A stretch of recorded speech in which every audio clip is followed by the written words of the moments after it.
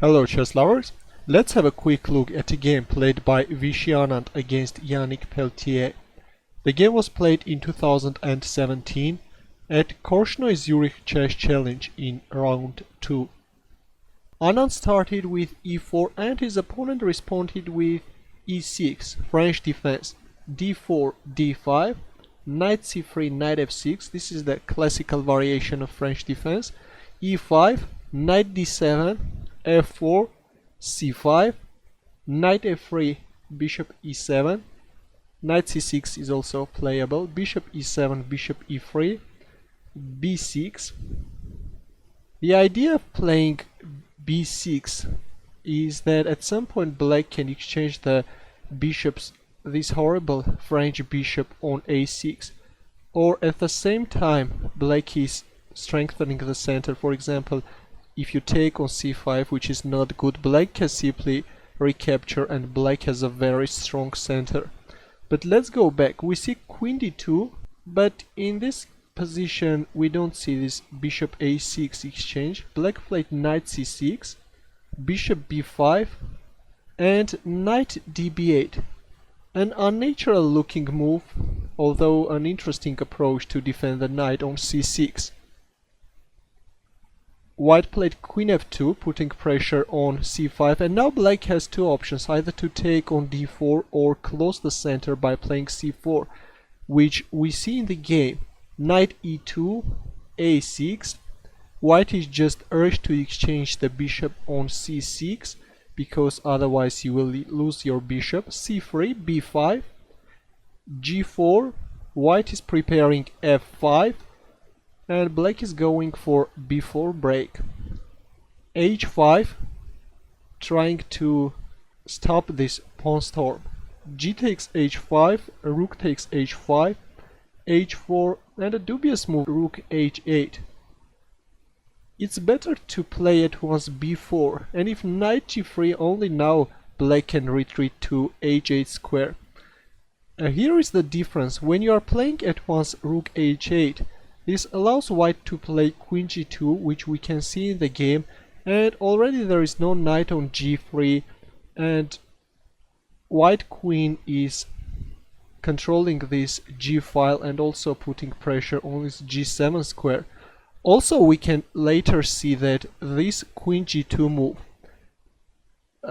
has deeper intentions as well. Later, white is planning to play f5 and put pressure on this weakened d5 square, we will see in the game. Black played bishop f8 and a little pawn sacrifice by Anand, f5. E takes f5, bishop g5, queen c7, h5, bishop e6, h6, and king d7. If you remember, recently I showed a game played by Yasser Seravan where he played this king d7 move in a similar French defense situation against Chess Engine Dragon. I will leave the link of that video in the comments. And this time also this king d7, as you can see, white is controlling this diagonal, there is no way to castle.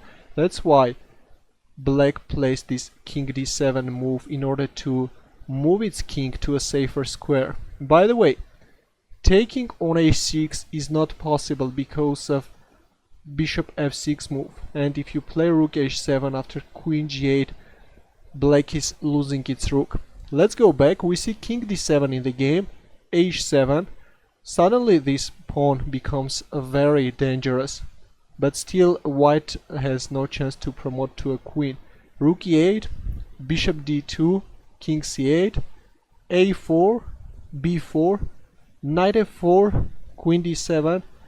Now comes the other knight. Look at these knights activated already. g6, king f1, and b3. Another dubious move by black.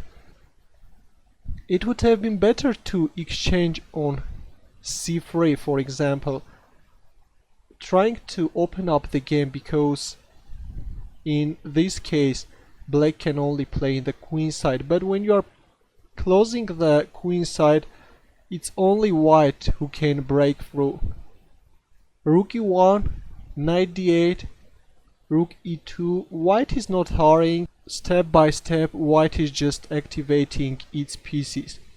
And now comes knight e6, knight takes e6, and simply taking on d5. Bishop e7, knight takes e7, rook takes e7, and now comes d5, and there is just no way to stop these pawns. And also this pawn on c4 is weakened. Knight f8, bishop h6, rook e8. Well, it's not possible to take on h7 because of bishop g7 threat. Rook e8, bishop takes f8, rook takes f8, rook h4, king d8, rook d2. White isn't even paying attention this hanging pawn on c4. Rook e8, e6, rook e7, and queen g5, and in this position black resigned. There are so many threats like d6 or queen f6, and just no way to stop white's aggression, and in this position black resigned. Your comments and questions please, and thanks for watching. Good luck.